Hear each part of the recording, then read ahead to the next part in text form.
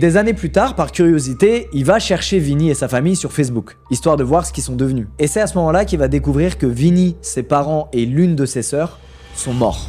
Tous leurs profils sont passés en mode mémorial avec des messages qui leur souhaitent de reposer en paix.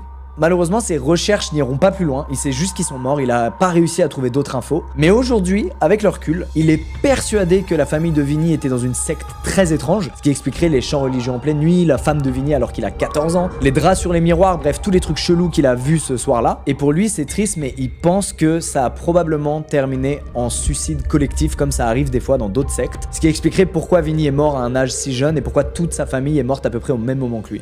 Bref, Ryan n'a jamais oublié cette nuit-là et ce qu'il avait ressenti finalement était totalement légitime. C'était bel et bien des tas de trucs chelous qui se passaient dans cette maison. Et il peut pas s'empêcher de se dire que s'il avait prévenu la police ou même l'établissement scolaire dans lequel il était, peut-être que ça aurait changé le destin de Vinny qui malheureusement est décédé.